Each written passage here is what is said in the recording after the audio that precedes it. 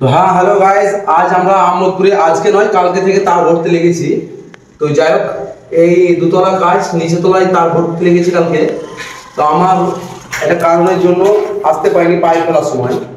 তো আমার একটা মাইক্রোস মিস্ত্রি, যেটা দুধের দাম উঠেনি এখনো। তো নিজেকে এখন ভাবছি যে না, আমি মাইক্রোস নয়, এখন আমি বড় বোতল হয়ে গেছি।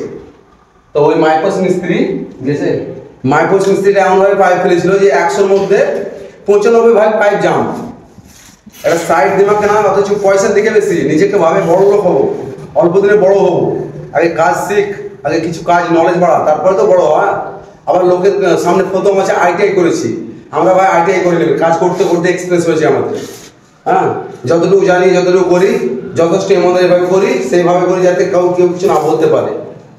তো কাজ এমনভাবে করতে হবে যাতে পরে কোনো প্রবলেম না আসে। কাজটা যেহেতু আমাদেরকে শেষ করতে হবে, একটু ঘুরিয়ে ঘুরিয়ে না ক্যামেরাটা ঘুরিয়ে ঘুরিয়ে, তো আমাদেরকে কাজটা শেষ করতে হবে। যত আমরা ভাবছিলাম যে একদিনে একটা ঘোরা শেষ করে দিব, আমাদের এখন 2 দিন চলছে, 3টে রুম, ডাইনিং, বাথরুম, হ্যাঁ, আর সিঁড়ির মেয়েটা এখনো কমপ্লিট করতে পারিনি। এখনো একটা রুম কমপ্লিট করতে আছে, তার ভরতে আছে, এখনো ওপর তলায় তো আছেই কাজ। আমাদের প্ল্যান ছিল 3 দিনের কাজ মোটামুটি কমিয়ে দিব, কিন্তু আমরা 3 দিনে কিছুই করতে পারলাম না, জাস্ট ওই মিস্ত্রিটার জন্য।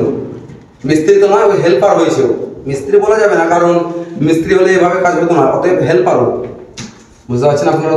তো আপনারা যখনই কাজ করাবেন রেটটা মানে রাখবেন না, কাজটা দেখবেন, কাজটার উপরে ডিপেন্ড করে রেট হয়। আজকালকার ছেলেরা কি হচ্ছে, 2 দিন 4 দিন কাজ করছে, কাজ করার পরে বলছে দাদা আমাকে কাজে নিয়ে আমি করে দেবো, কমে করে দেবো, কিন্তু কাজটা কিভাবে হবে আর কিভাবে তার খরচাটা হবে সেটা হিসাব করেন না।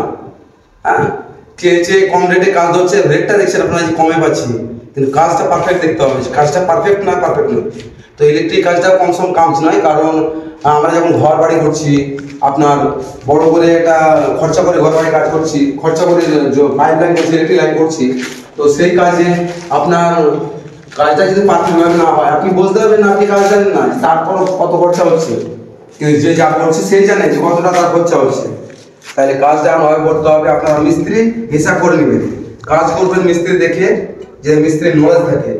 2 দিন 4 দিন কাজ করার পর, 2 মাস 4 মাস কাজ করার পর বড় মিস্ত্রি হয়ে যাচ্ছে, এই আমি এই করতে পারি, ও করতে পারি, আইটিআই অমুক তেমন, সব ফাতুয়া চলবে না, কাজ করে দেখাতে হবে, নলেজ থাকতে হবে ভিতরে। বুঝতে পারছেন তো? আমাদের কোনো নলেজ নাই, আমাদের নলেজ হচ্ছে প্র্যাকটিক্যাল, কোনো থিওরি নেই। আমরা কোনো আইটিআই করিনি, আইটিআই জানিও না, আইটিআই এর মানেও জানি না। যারা আইটিআই করেছে তাদের আইটিআই এর ফুল ফর্ম জিজ্ঞাসা করবেন যে আইটিআই এর ফুল ফর্ম কি। আমরা আইটিআই করিনি ভাই, জানি না, যেটুকু করি জাস্ট মেহনত করি, মেহনত করে ভালো হয় কাজ করি। বাস আপনারা এটাই মাথায় রাখবেন যাতে কাজটা সঠিক হয়। যাকে নেন ভেরিফাই করে কাজ করাবেন, মিস্ত্রি দেখে শুনে মিস্ত্রি নিয়ে কাজ করবেন। এটাই আমার বক্তব্য ছিল, কারণ আমি যে কষ্ট পাচ্ছি কালকে থেকে আজকে পর্যন্ত, সেই কষ্টটা আমি ওকে আজকে পেলে, কাছে পেলে ওকে শিখিয়ে দিতাম যে কীভাবে কারেন্টের কাজ করতে হয়। অতএব নেই, বড়লোক হওয়ার জন্য আমার কাছ থেকে সাইড হয়ে গেছে, আমার কাছে ভিক করে খাচ্ছিল, চেয়ে খাচ্ছিল, বড়লোক হবে ওই জন্য আজকে সাইড হয়ে গেছে বলে বেঁচে গেছিল। তো যাই হোক, আপনারা ভালোভাবে কাজ করবেন, ভালো মিস্ত্রি নেবেন, যখনই নেবেন পয়সার রেট দেখবেন না, কারণ মিস্ত্রিটা ভালো নিয়ে চেষ্টা করবেন। এটাই আমার বক্তব্য ছিল। যদি কেউ দুঃখ পেয়ে থাকেন প্লিজ আমাকে ক্ষমা করে দেবেন, কারণ আমি কাউকে দুঃখ দিতে চাইনি। আমি বিশাল ইন্টারন্যাশনাল মিস্ত্রি হয়ে গেছি সেটাও বলছি না, কিন্তু যতটুকু করি যথেষ্ট করি, আল্লাহর রহমতে আমার বিশ্বাস, আল্লাহর উপরে ভরসা করে আমি কাজ করি, পার্টি সেই কাজের প্রতি সন্তুষ্ট থাকে। আজকাল আমার কাজকেই ভাঙাচ্ছে, এই ওয়া হয়েছে অমুক জায়গায় ডবল কাজ করতে হয়েছে, কাজটা করেছিল কে? তোরাই তো করেছিলি, আমার কাজগুলো তো তোরাই কাজ করেছিলি হেল্পার হিসাবে, তো ফলটা তোদের, আমার না। আমি যেভাবে বলেছি সেভাবে তো তোরা করে আসিস নি, পরে আমাকে রিপেয়ারিং করতে হয়েছে, রিপ্লেস করতে হয়েছে, তাহলে আমার দোষ না ওটা। হ্যাঁ মানছি আমি হেড মিস্ত্রি, আমার দোষ, কিন্তু কাজটা তো তোরাই করেছিলি, আজ তোরাই আমার চেয়ে ওর কাজ ডবল করে করতে হয়েছে। তো যাই হোক, আপনারা আমার কথা কোনো খারাপ নেবেন না, আমি খারাপ দুঃখ দেওয়ার জন্য কথা বলিনি। আমি চাই বলতে যে মিস্ত্রি যখন নেবেন তখনই দেখে শুনে নেবেন। তো কথার মধ্যে কোনো ভুল ত্রুটি থাকলে মাফ করে দেন দয়া করে, ছোটো ভাই মনে করে। আর ভিডিওটা যদি ভালো লাগে, আমার কথাবার্তা যদি মনে আপনাদের সন্তুষ্টি আসে, তাহলে ভিডিওটা শেয়ার করবেন এবং কমেন্ট করে জানাবেন কে কোথা থেকে দেখছেন। আপনার সামনে আমার ভিডিওটা গেছে, আপনি ইচ্ছা করলে টেনে দিতে পারবেন, কিন্তু টেনে দিয়ে কাজ হবে না।